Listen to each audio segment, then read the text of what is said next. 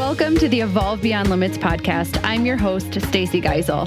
This podcast is dedicated to helping you create a life that sets your soul on fire. I believe that is truly possible for everybody, but you have to be willing to do a few things. You have to be willing to let go of your past conditioning. You have to be willing to break free from societal norms. And you have to be willing to get really curious about your life and how you can start to look at it differently. Each week, we will hear stories from people who have done exactly this. People who chose to disrupt the life path they were on, go against the grain, and share the lessons and perspective shifts they had to make along the way. Every episode is committed to not only inspiring you and connecting you with other amazing humans, but actually giving you the tools that you need to use this information in your own life so that you continue to evolve and reconnect with your highest self. Are you ready? Let's have some fun. Hello, everybody, and welcome back to the Evolve Beyond Limits podcast. I am really excited to share this episode with you. We have a good friend of mine, Darci Molina, here. She is a licensed physical therapy assistant of 4 years who branched out from the corporate health setting to helping high-functioning people as well as athletes whom health insurance doesn't properly serve. In addition to that, she's a competitive weightlifter, outdoor enthusiast, coffee lover, and dog mom. In this episode, we talk about what it takes to be an athlete at an elite level and truly what it takes to be elite at anything. We talk about the power of knowing and understanding the difference between discipline and motivation. She shares with us the moment that she almost gave it all up and the perspective shift that she had to make in order to fall back in love with her sport that I think we all can learn from. There's such a huge lesson in this.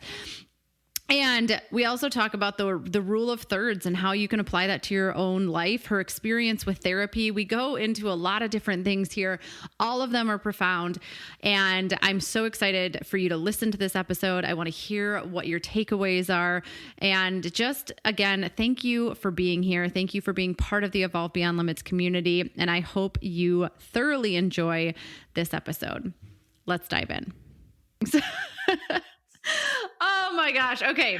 Welcome, Darci, to the Evolve Beyond Limits podcast. I'm really excited that you're here and I get to share you because I've had you in my life for a while now, but I get to share you with the Evolve Beyond Limits community and I'm pumped.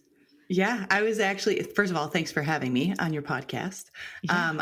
I was thinking about that the other day though. I'm like, man, how long have I known Stacy for? And I think it's been, are we going on like 10 years? Is that possible? Is it possible that it's been that long? So I had counted 8, 9-ish. Yeah, somewhere around there. And the only reason, this is actually really funny, the only reason is because I just had a bunch of memories pop up from 16.1 CrossFit Open. And I'm like, that was my first one. So that was 8 years ago, right? Yeah. So that would have been 8 years ago. And we knew each other a little bit before that. Yeah. How do those photos look? What do those look like? Well, you see, I'll have to post them. Great. I'm gonna post them on Instagram for everybody to see. I might put them on Patreon for everybody to see. I had my little headband and I had my compression socks and my knee sleeves. And I probably looked like a tiny baby. Oh my gosh. Actually, I don't know if you're even in them. If I find the photos from 8 years ago, I'm like a twig. Yeah. It's like I ate my past self, consumed her and grew. Well, so yeah, I was doing the math too. So it's funny that we were both in math situations. I was like, gosh, really? Like, it's kind of insane to me that it's been that long. And so a little history is that Darci and we've done CrossFit together. We've done powerlifting together. We've done competitions together. Darci was one of my first ever nutrition clients. So like, right? Like when I started that, like you were one of the first people to be like, yeah, I'll do that. Cause Darci's pretty much up for anything. And now like Darci's the one that we call when we're like having aches and pains because of her physical therapy background. And she really knows her shit. And we've just been in like the health and wellness space together for a very long time. And in many different capacities, like over those 8, 9, however many years it was, like the way that we've both grown and evolved Yeah. It's just like incredible. The change is incredible. It's crazy. Like I think back to You were a who nurse.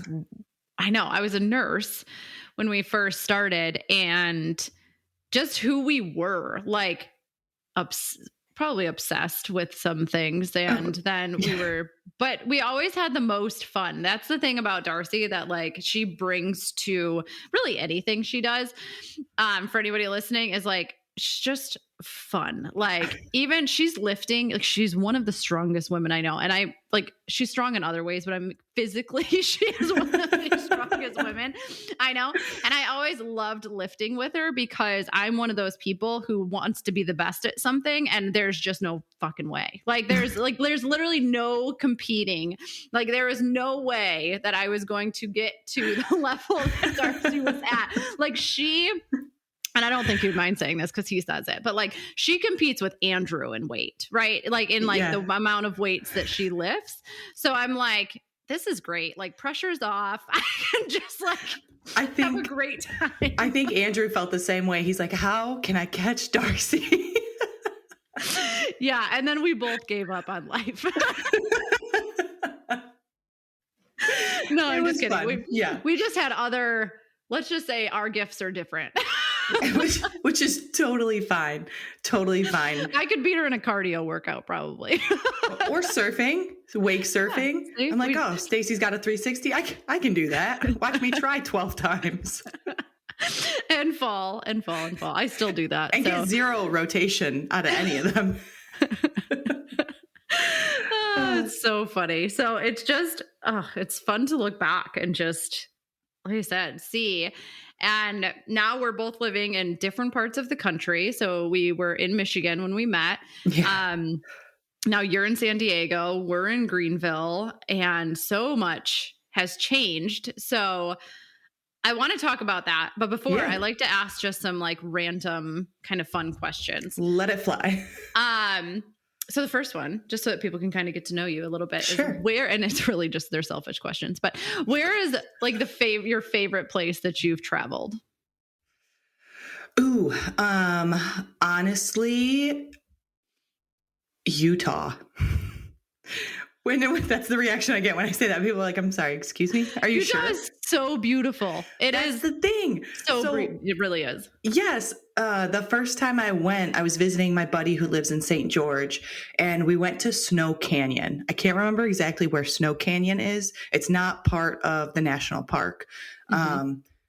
But it was just like this quick little hike, good elevation. And when you got to the top, oh my God, just breathtaking. I think it was the first time I saw mountains from like a bird's eye view, and it just blew me away. So I don't know if it's truly my favorite place, but it's a very special place to me. And it still ranks as just gorgeous. I'm trying to think, and maybe I'm wrong, but could that have been, and maybe there's like a nostalgia or just like like you're saying, like it's more of a very special place, because I feel like you hadn't done a lot of traveling up until that point. I had not. I hated travel. I hated it. I think part of the reason I hated it growing up was I had horses. So like traveling when you have a horse is pack up the horse. pretty much non-existent. You're like, you can't just call your buddy, hey, can you watch my dog or my cat? Like it's a horse. So I didn't travel a lot when I was younger. My family didn't really take trips, but I went to visit my buddy who had moved, and it was James. Yeah. I was like, it's a mutual friend. Yeah. Yes. Yeah. It's been so long. I know. It's been a while. But yes, I went to visit James, and I realized, like, that was the moment I realized, I was like, wow, this world is so beautiful, and I haven't seen any of it. So then I just started I travel for competitions, and I started using competitions. If we're going anywhere scenic, I'm like, let's take an extra day or two and let's find a hike, or let's go to the beach, or let's find a mountain. Let's get lost in a forest. So since then, I travel a lot now. Probably at least 4 recreational trips a year. Like this year, we've already gone to Cabo, which we went to Cabo a couple of years ago, but we were like, we got to go back. So I love Cabo. It's just starting, and there's going to be so much more. It's so good. And I think it's just something to, travel is just, it's so near and dear to my heart. But I think that when it's amazing that it takes like one trip and you're like, what have I been doing? Yeah. Or what haven't I been doing? Right. Might be a better question. So I love that. I love that it was kind of the catalyst for traveling. And I love, 4 times a year. That's always our goal too, like once a quarter too, even if it's nothing, it doesn't have to be anything crazy. No. But there's so many cool right now. I'm kind of obsessed with like these mini horses, like those like Highland. No, they're cows. They're not horses. Gosh, they're mini cows. They're like these mini Highland cows. It's stupid. Stacey, but anyway, do you have a cow in your house right now? Not yet. Be a good time for it though. We don't have a cow yet, but there's like, I was looking and now Instagram's got my number, right? So now everything cows on my feed is cows. Like it's nothing but cows. I'm like, this is fascinating. So I just found out, maybe you're gonna have to come visit because you would love this. There's like a farm in North Carolina that isn't that far that we can go and stay on. And they have like these mini cows and all of these farm animals. It's an Airbnb. And we can just go like snuggle these things. I'm going to need you to send me the address so that when you go missing, I know where to find you. Bye, honey. I've gone to live amongst the cows. Might happen. We'll see. It's not that far-fetched. No, it's really not. It's not. Okay. So, gosh, see, you never know. Like these questions, they get long sometimes. But what is one thing that's on... Utah. That's the answer. Next Got it. question. Yeah, Utah is beautiful. I remember driving from Kanab, which is like at the very bottom, closer to Page, Arizona. And we were driving from Kanab up to, oh gosh, where do you ski?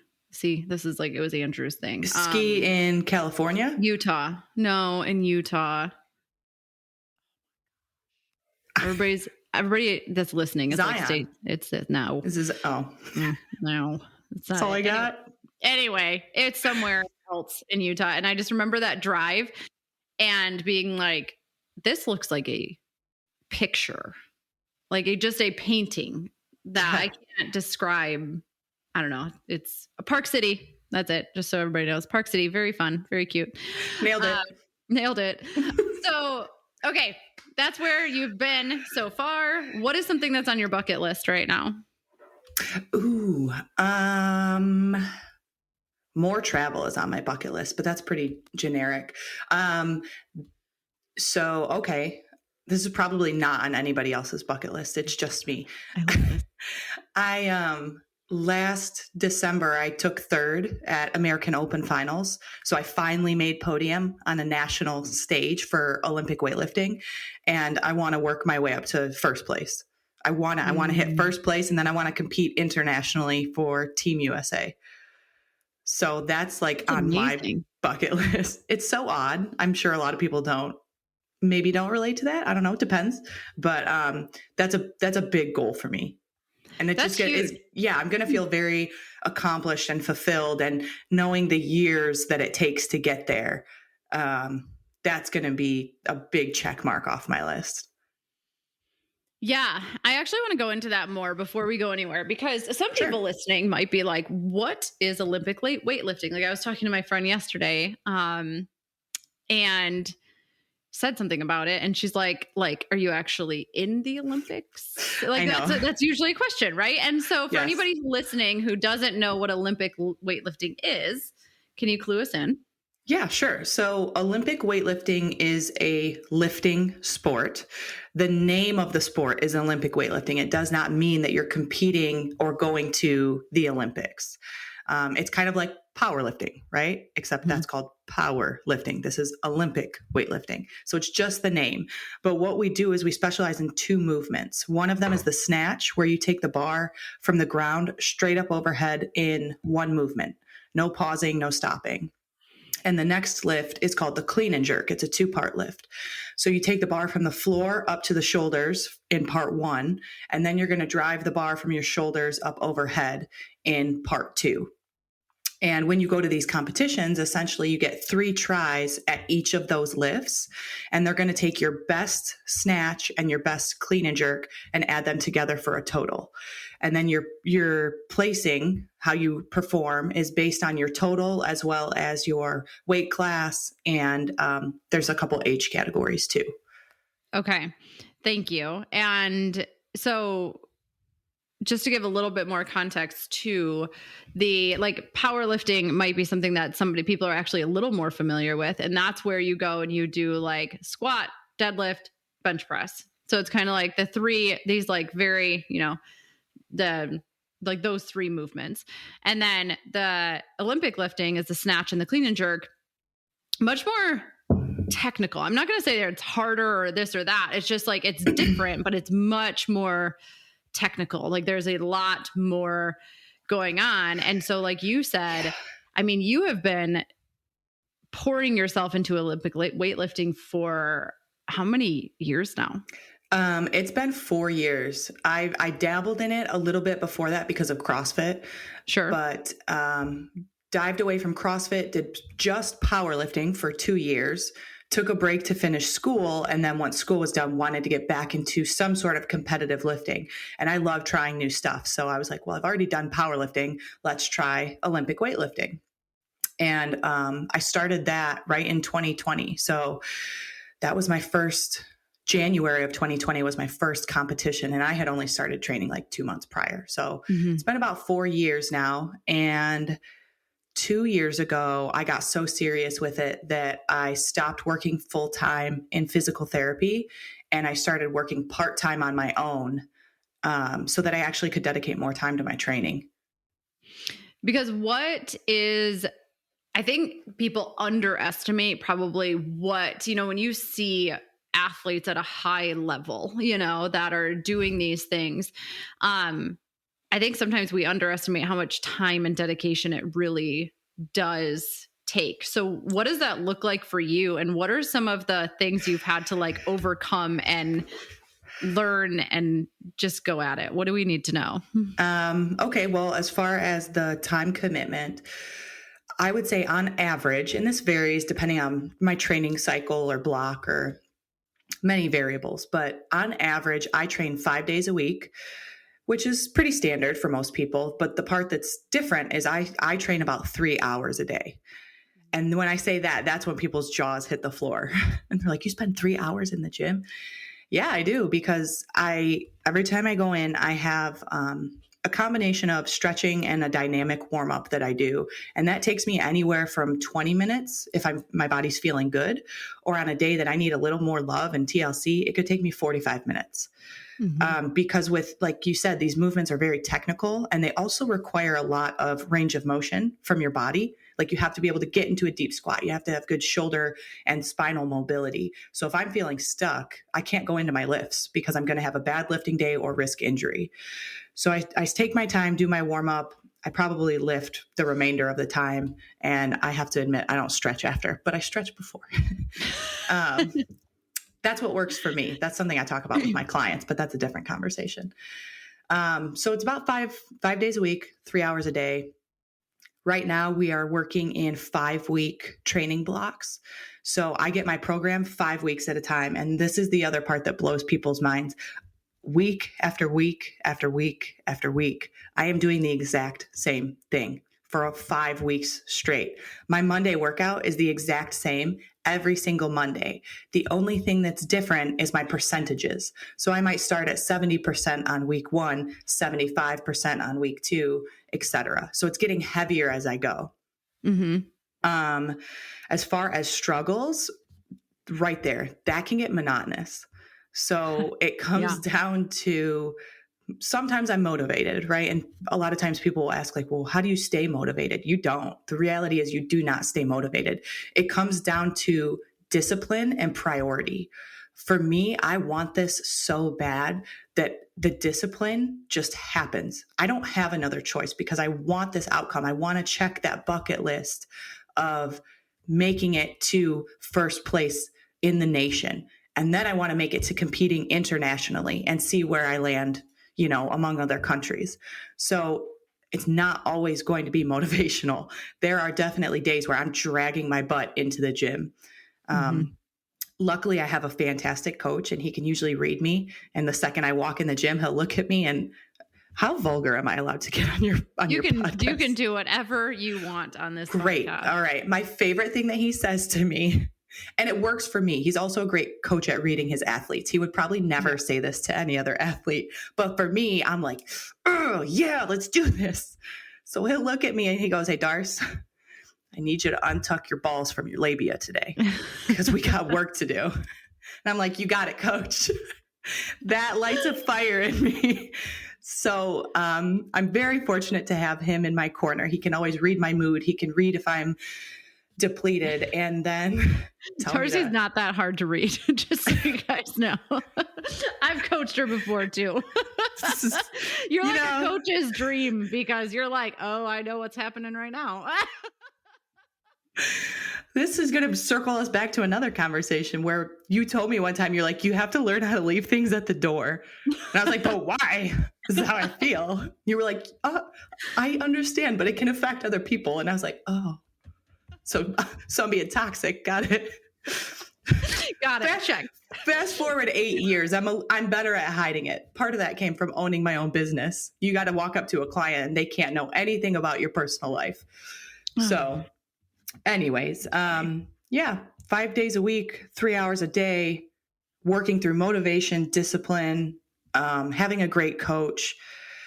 And I've noticed over the last year, because I'm always trying to critique myself as an athlete and where are my shortcomings? Where are my strengths? Last year, we struggled. This time last year, actually, I was hating the gym. I was hating training. I didn't want to go. Instead of being a positive in my life, it really felt like an overall negative. And I was this close to quitting the whole sport, not just taking a break, but like quitting, being done, deciding to pour 100% of myself into my business instead of, this 50-50 split. And we took a lot of time to step back and a lot of uncomfortable conversations with my coach.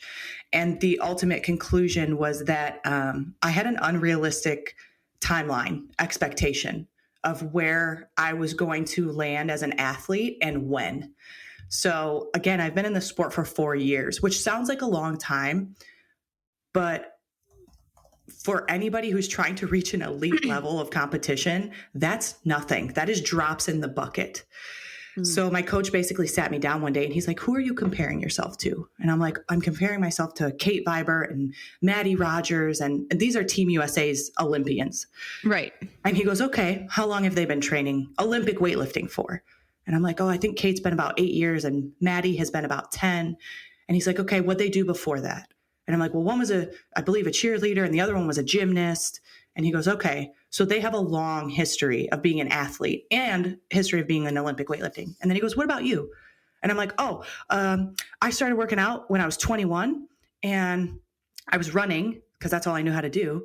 And then I did CrossFit and then I did jujitsu and then I did kickboxing and then I did powerlifting. Strongman. And then thank you. And then I did strongman.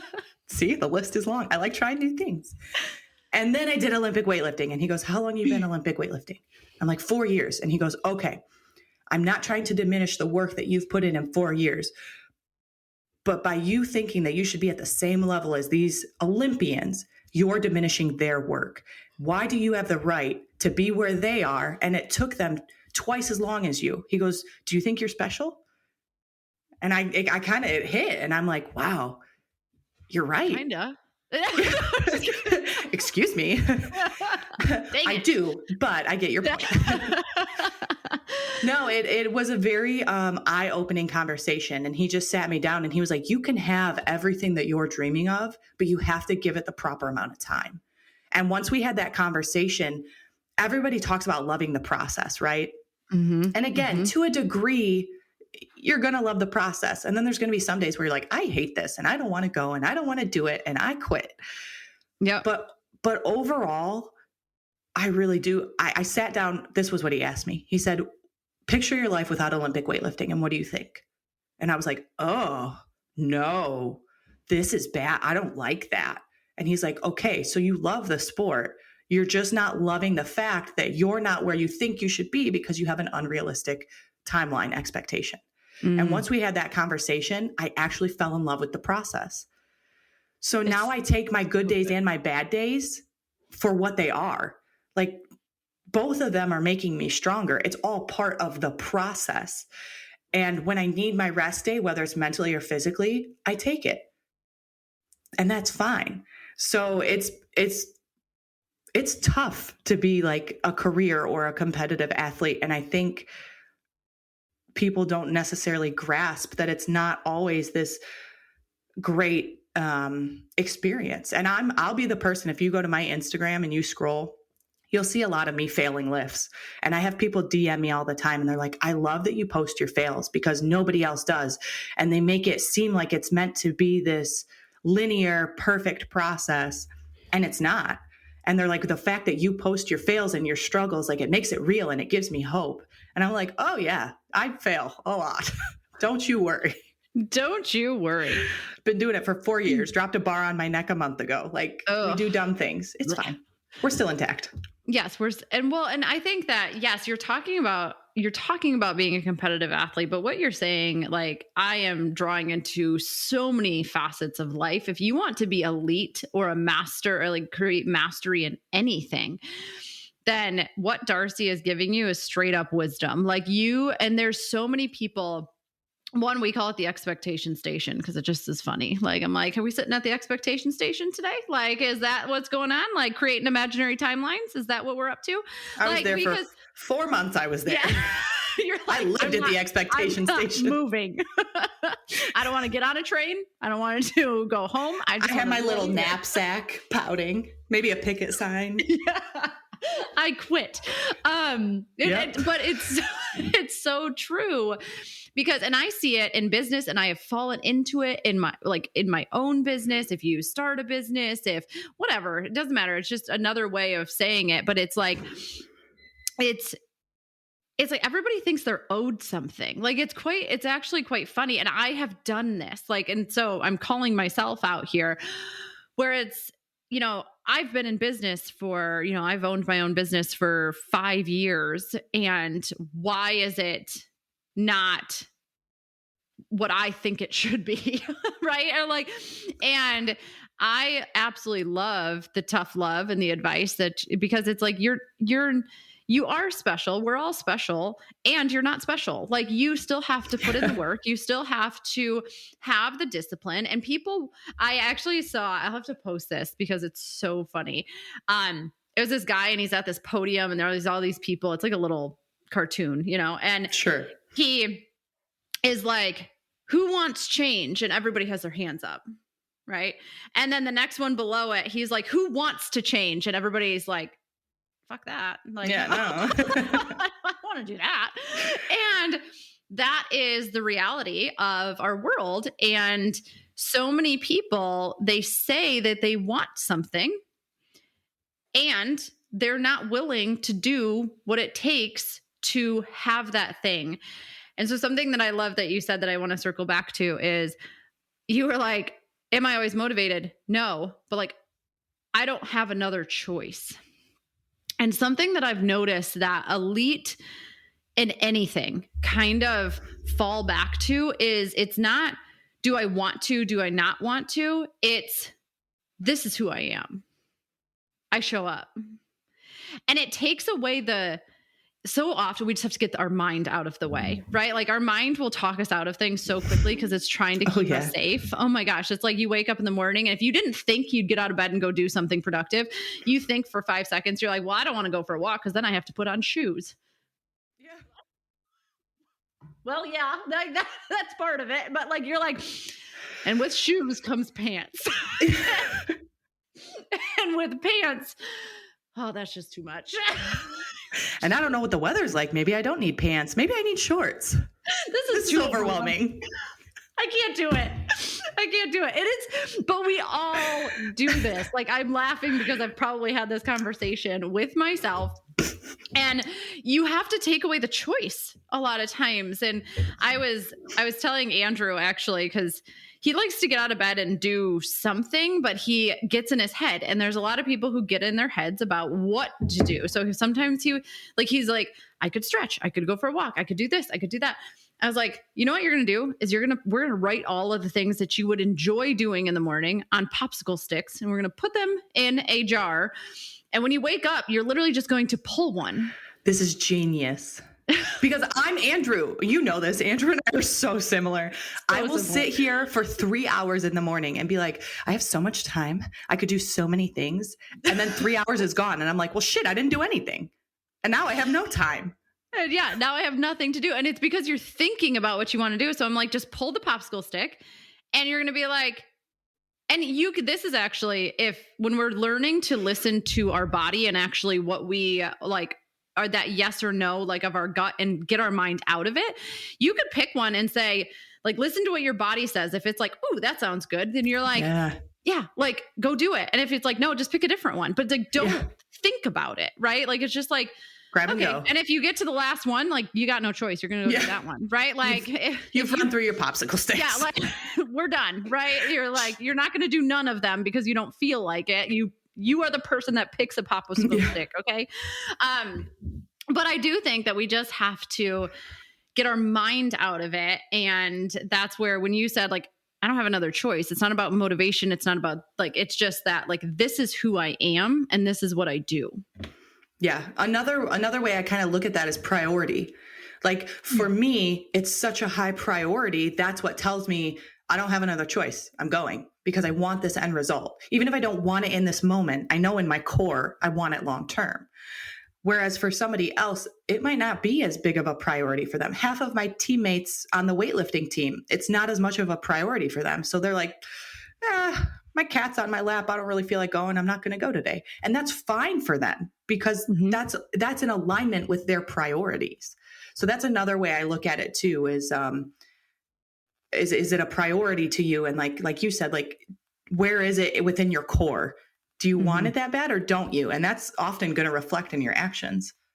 Oh, I just had this conversation in a podcast earlier, is like, so often we'll say that we want something, but we're not willing to do what it takes to get there, or we're not willing to put in. And I don't mean just time on a daily basis, because whenever we're making any type of change in our life, it doesn't mean that you have to spend a ginormous amount of time, but it's like, it's cumulative. And that was something I was going to bring up, because there was two words as you were describing your, like, this process for you that came up, and it was monotony, which is really difficult for people. But the other one was patience. And are you bringing up that word because you know I'm not a patient person? I don't believe that that's true, actually. Oh, that's really sweet. I think that this sport was brought into your life to teach you that. Let me rephrase.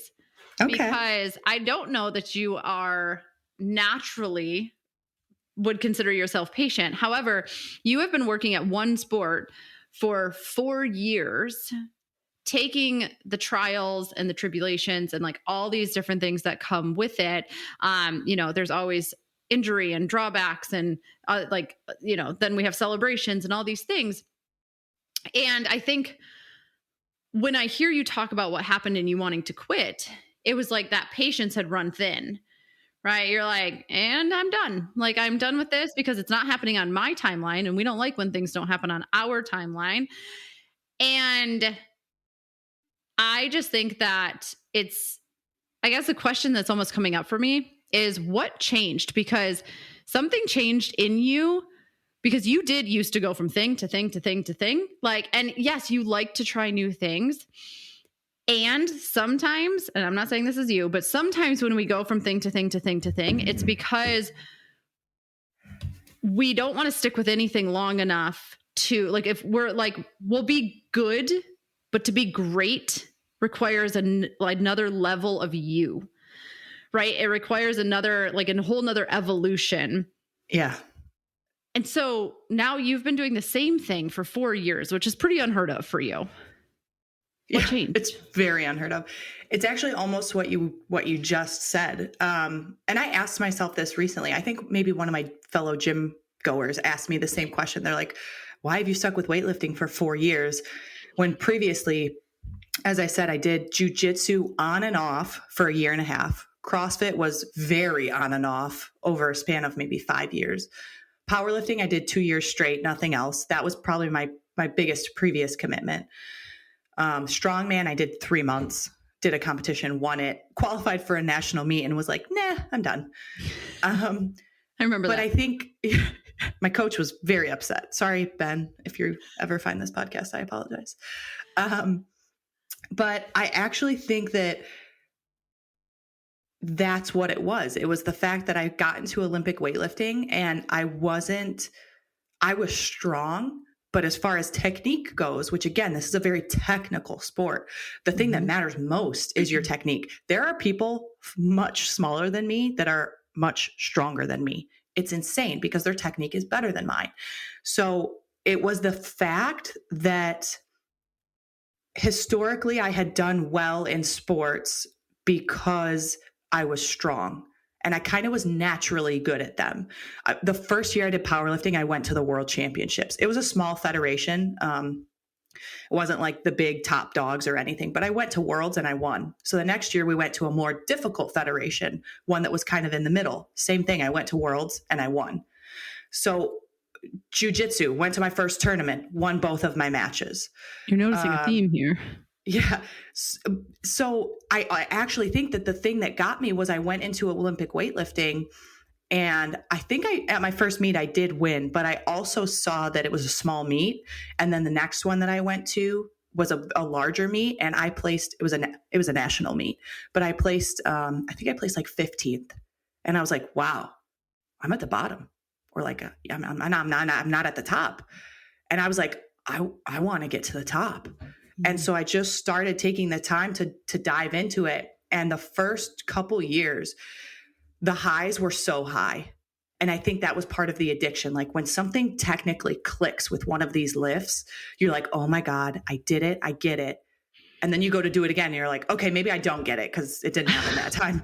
So how do I get that? And it becomes this addiction of like, you see what your potential is and what you're capable of, and you want to keep chasing that better version of yourself.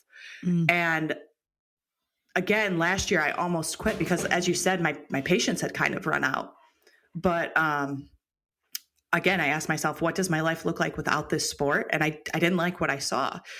So I asked myself, am I willing to keep at this for whatever? I took the timeline off. I didn't say like the next 4 years, 2 years. I said, for however long this is, am I willing to stick with it? Am I happy trying to continually be better than I was yesterday or last month or last year? And I was like, yeah, I like that. I don't know if that gets me first place at a national level. I don't know if it gets me to an international meet. And I'm okay with that now. Again, a bucket list. Yeah, I want to make it to first place in the nation. If I don't, I'm okay with that, because I still have spent the last 4 years, 5 years, 6 years, however long I do this for, trying to be better than I was before.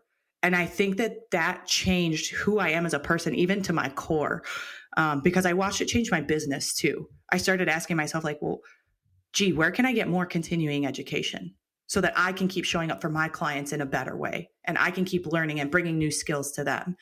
And how can I, right now, my business is all hands-on. So how can I have a hands-off component to my business so I can reach people who aren't just local? I started thinking like bigger and longer term. And that growth just became addicting. But you can't see growth if you keep changing your path and your direction. So it just taught me, you got to stay here to keep making these past comparisons and see how much you've grown. And I just love it.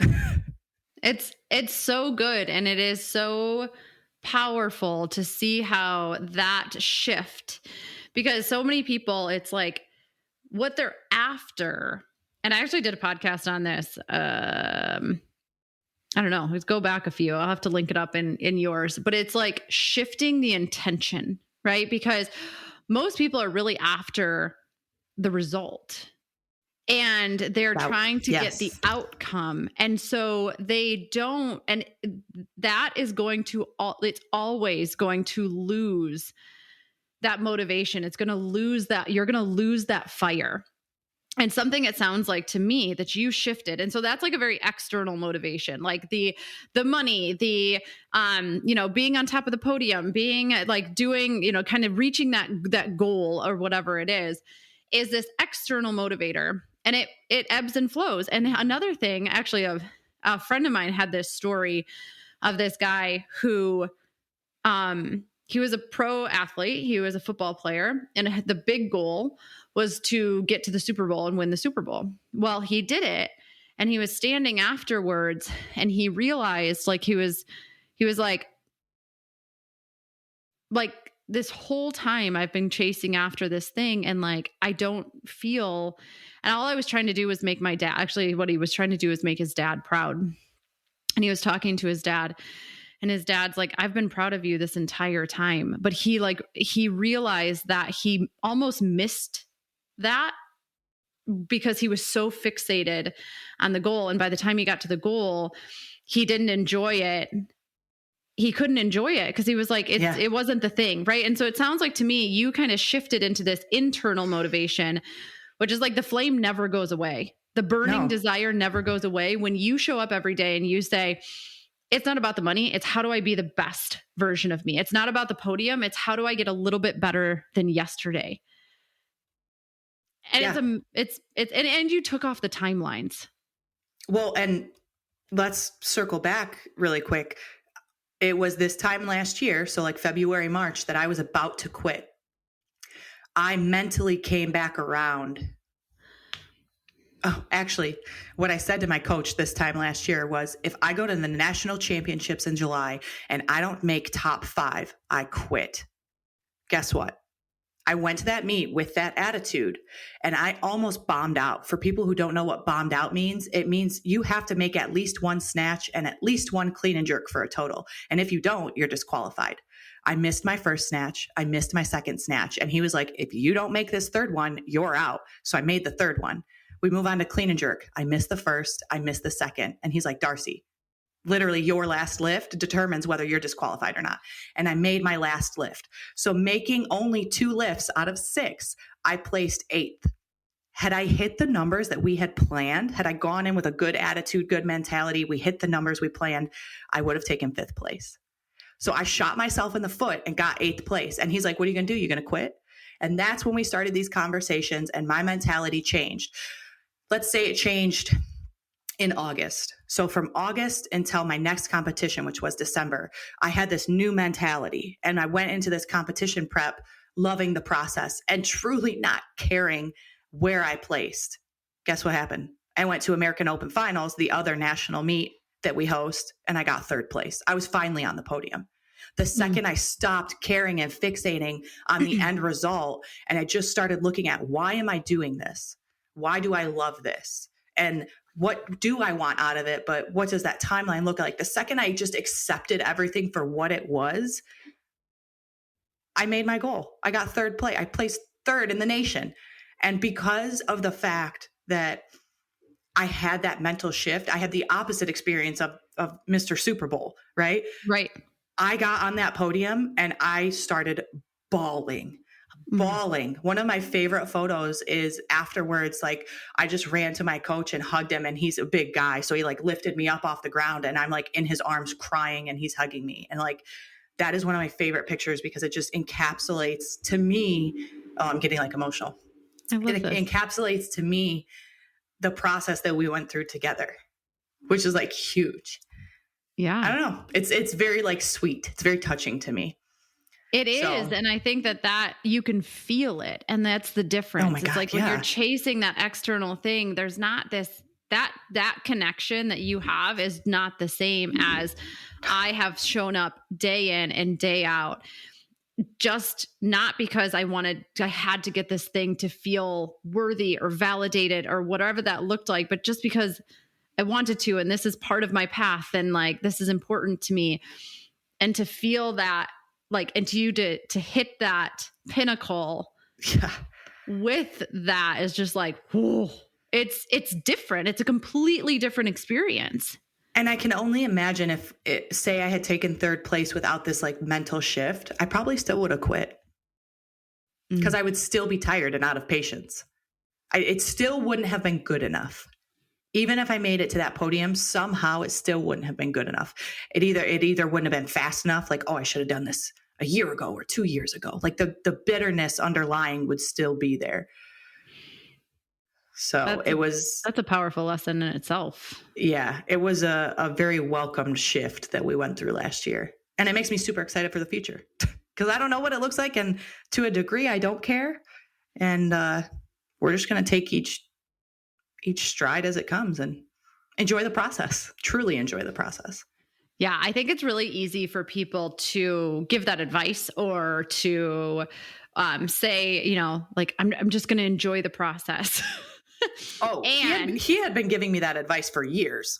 Sure, absolutely. But then even sometimes when we tell ourselves that, and then the next thing you know, you're like, you're shifting towards being attached to the thing again, right? Like, and you are fighting against accepting where you are and what that is. And it's like, it's almost, do you ever have that, first of all? And how do you know if you're falling back into it and how to like come back? Literally last week, every day last week, I was like, I don't want to train. I don't want to train. I don't want to train. And then I went, it's February. It was this time last year that I went down a dark rabbit hole. And I was like, ooh, make note of that. So I'm also noticing patterns. We do 6-month preps for competitions. The first 2 months, I'm like so hyped because I'm coming off a competition. It's a new cycle. It's all exciting and fresh. So that's month 1 and 2. Month like 3 and 4 is right in the thick of it. And I'm like, the goal is too far away. The past success is too far away. So again, no motivation. I get in like this, I call it like ick. And then month 5 and 6, I can like see the competition ahead. It's really close, the timeline. So I'm motivated again. So I stopped and like caught myself last week. I'm like, ooh, am I getting in the ick again? Like, is this the ick? And I just like stopped to ask myself the same questions and like revisit the conversations we had last year. And I was like, do I love the sport? Yes. Do I like how my life looks without the sport? No. Okay, then let's assess, why am I feeling this way? Am I bored with the program? Do I need a mental break? Is my body beat up? Do I need a physical break? Or is it just part of the process? So I can't remember which Olympian said this, but I heard it and have never forgotten it. She was talking about her Olympic coach, gave her advice on something called the rule of thirds, which lines up perfectly what I just say, first 2 months, middle 2 months, and last 2 months, right? Mm-hmm. So the rule of thirds, a third of the time in your training, you're going to feel great. And this is for like elite level athletes, but this could probably be applied to businesses too. A third of the time you're going to feel great. You're going to feel like you're kicking butt and you got this and you're excited and you're motivated and just all the love for whatever it is that you're doing. A third of the time, another third, you're going to feel okay. Like, all right, I'm kind of coasting. Maybe I could be doing a little better. But things are going fine. Mm-hmm. And then a third of the time you're going to feel shitty. You're going to be like, this is hard. I don't like this. This is uncomfortable. I'm tired. But that proportion says that you're right where you should be. Because if more than a third of the time you feel good, you're probably not pushing yourself hard enough, whether it's training or learning, right? And if you're just coasting, well, obviously there's no growth in coasting. So as long as you're fine staying right there, okay. And if you feel shitty, that's not going to last. You can't feel shitty more than a third of the time because you're going to burn out and you're going to get this bitterness and you're going to want to quit and you're going to feel tired. And in sports, you're probably at risk for injury. So that rule of thirds is appropriate. So this time I kind of leaned into that. When I felt the ick coming last week, I was like, okay, we're in the third. We're in that third. And it might last 1 week. It might last 2 months. But if I love the process, I will see it through the ick, taking the steps back and the rest where it's appropriate. And that may have been a mistake that I made last year too, is not giving myself enough rest. Because again, the timeline in my head, I wasn't getting there fast enough. So it was like, no, we can't pause. Yeah, there's no time to rest. We can't stop. We can't pause. We have to push, get through it. And now I'm like, well, that's just going to burn me out. I am going to quit. The ick is going to consume me. So if I feel I need a rest, yesterday, perfect example. Yesterday, I was like, I don't feel like training today. I want to walk my dogs instead. And guess what I did? I walked my dogs instead.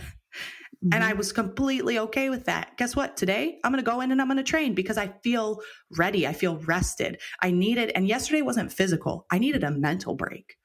So now I give myself these physical and mental breaks. And again, this applies to everything, whether you're building a business, whether you're working on a relationship, whether you're in a sport. You have to recognize when you need a second to step back and recharge, because if you're not recharged, you're not showing up and performing. And I just really think that's the difference between last year and this year is I've kind of been through this. I can see it coming. And now I have these like actions that I take accordingly. And I give myself more grace, a lot more grace than I did last year.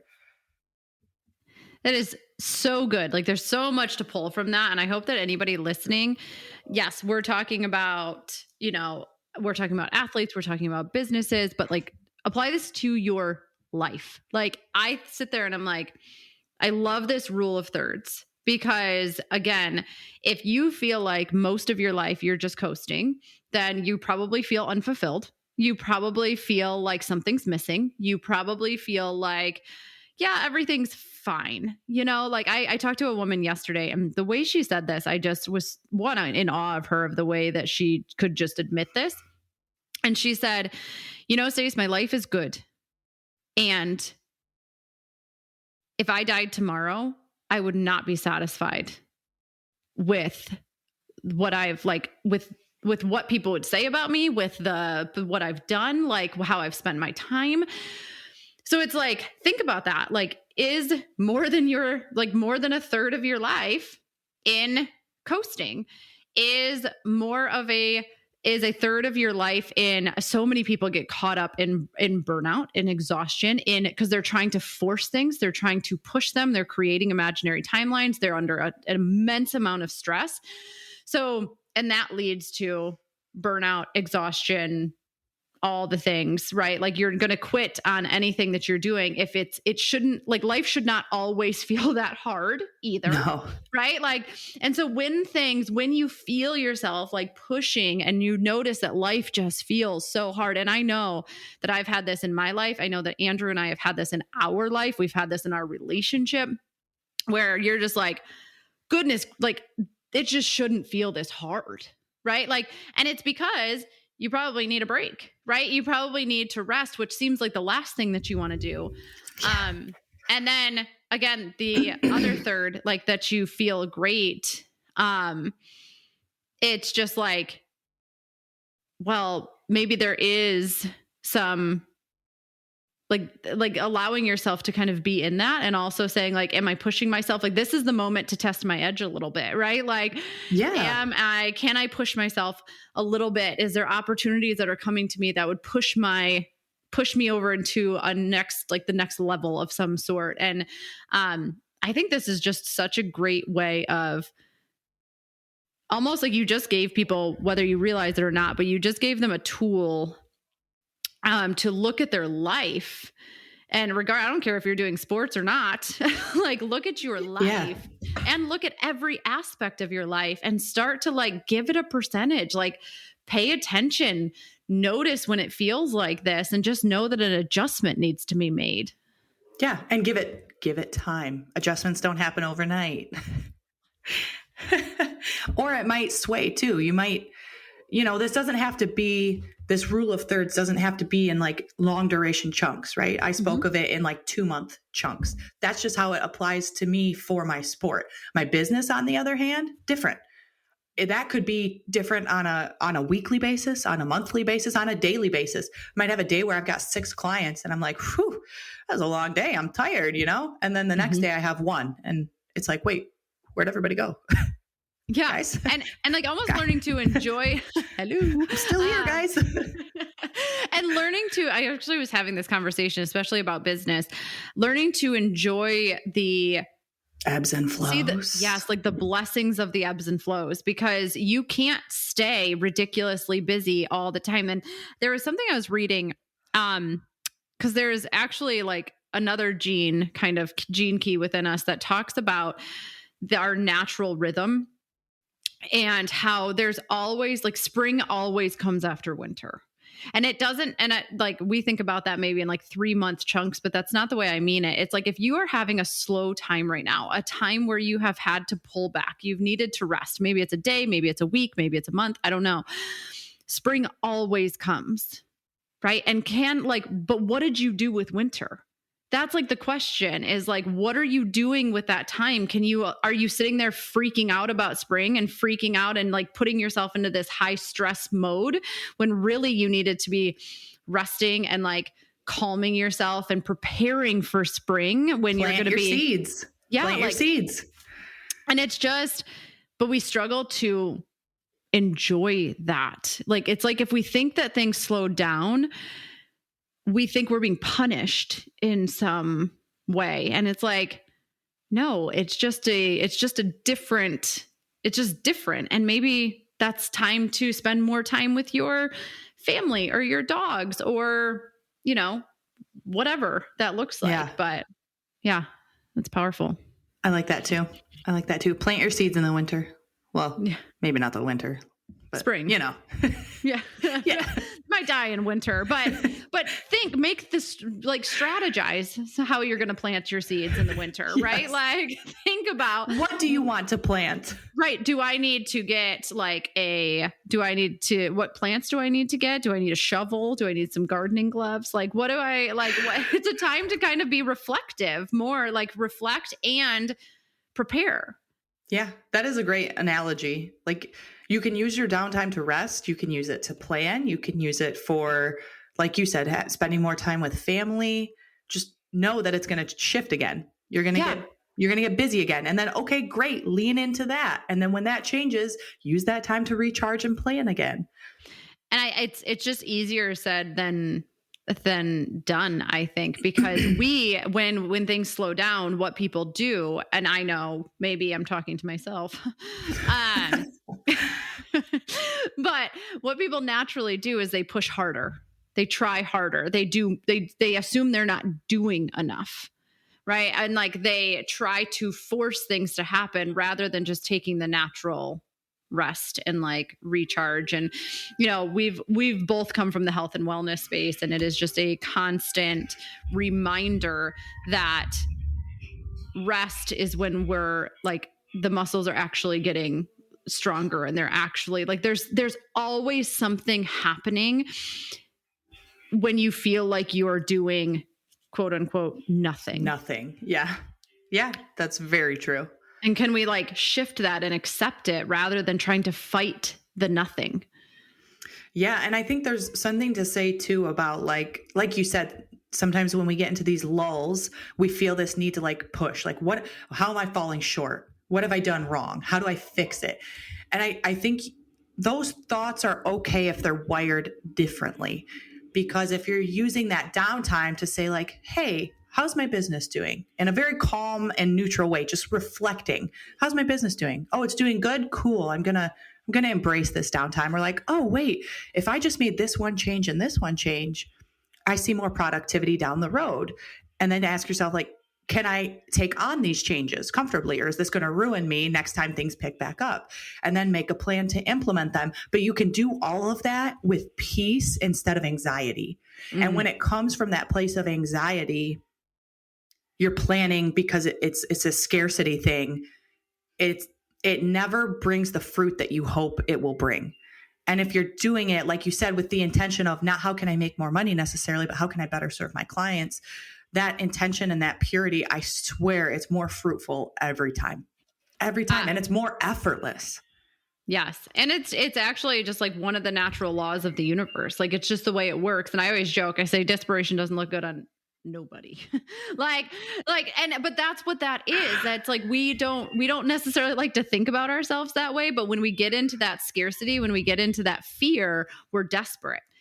Oh, yeah. And people feel it. Like they're like, oh, she needs some money. Like she needs some. Or like something. And it's just kind of that, and I love that you said that, because it really is about the intention, because I know that I used to create from stress and anxiety and fear. Like I know that for a fact. And when you switch over and start to create from more of that abundant space, like, and just like peaceful state. And like, you're doing it because of, you know, like out of love and just like love for what you do, love for your clients, love for like that, you will feel a significant difference in your body and how people respond to you, like everything. It's going to fulfill you instead of drain you.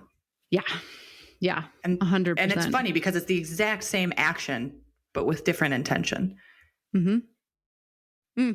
Well, I think that is a perfect place to kind of start to wrap up, because I want to honor Darci's time here, because she has just offered us so much goodness. It's been so great. But I do always like to end with one final question. Are you ready? Sure. Okay. What is one lesson you feel like you're in the middle of learning right now, or just something that could use a little love in your life? I always try to go so deep with these questions, and then I feel like that song is playing in the background, like do do do do, while I'm thinking. It's not. No, just kidding. A lesson I've learned in my life, or what was the second? Or just option? Like something that needs some love. Like you're like, whew, I really need to love up on, like, I'm noticing this and I need to give it some attention.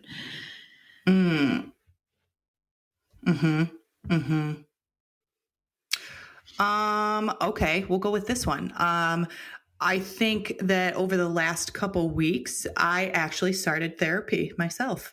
And when I say that to some of my friends, their instant reaction is, "You're in therapy? Why? Can I ask what's wrong?" Yeah. And I'm always like, the question, what's wrong? Yeah, actually nothing. And then they kind of like look at me, and I'm like, I decided that I wanted more growth for myself this year. And last year I had a lot of physical growth and mental growth in terms of like being a competitive athlete. But I started looking at my relationships, and although they're good, actually some of them are great, I still saw places where like, well, man, if I was a little bit more in tune with this part of myself, or if I was a little bit more healed from this in my past, like how could I show up not only for the people in my life, but for me too? Like what does that version of me look like? And I'm 32 years old and I've never been in therapy. And it's something that I tell people all the time. I'm like, try it at some point in your life. You don't have to have anything wrong, but go to therapy. Why not? The only thing coming from it is a positive. You're going to learn more about yourself. You're going to learn more about how to communicate. It's going to challenge the way that you think, and you're going to grow from it. So this year I decided, I've thought about this for like 2 years, and I'm like, yeah, I'll do it eventually. And this year I was like, nah, this is the year of mental and emotional growth. I'm like, we're doing it this year.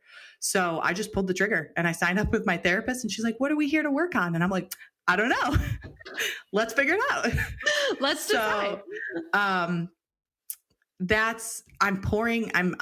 decided I needed more love for myself in that way. And again, not that there was anything wrong, not that I wasn't happy with where I was. I just saw potential to grow. And I was like, why would we not tap into that?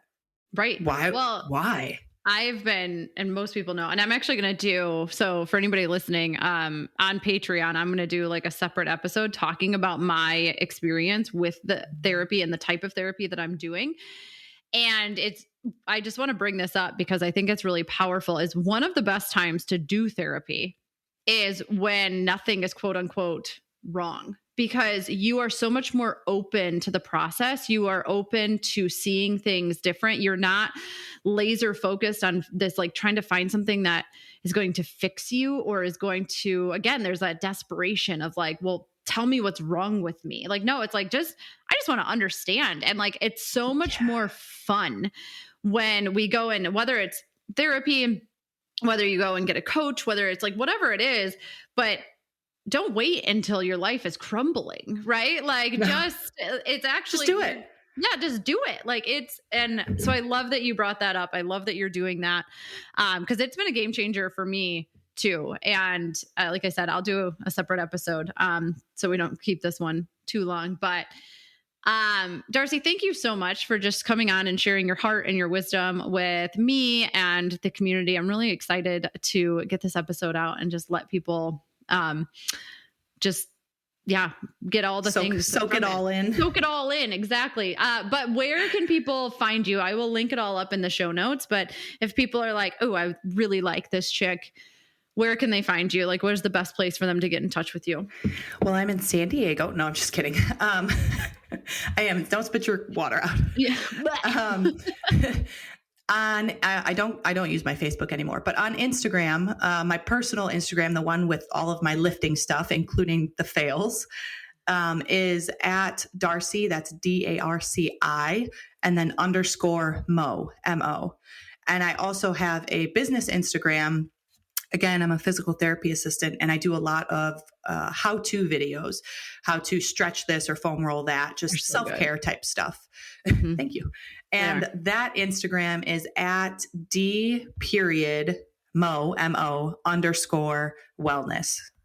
Like I said, we'll link them in the show notes too, in case you can't seem to find it. Yes. But okay, awesome. Well, thank you again. Like thank you so much for having me. In my life, and I am just glad that everybody gets to experience you. Thanks for sharing me. Thank you for having me on your podcast. I was really excited for this. All right.